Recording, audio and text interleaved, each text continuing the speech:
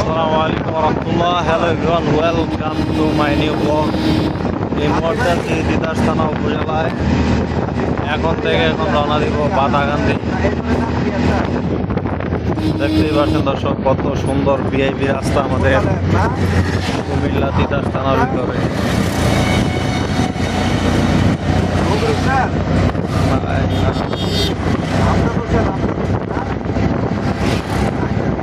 অস্থির হাওয়া বাতাস, ঠান্ডা।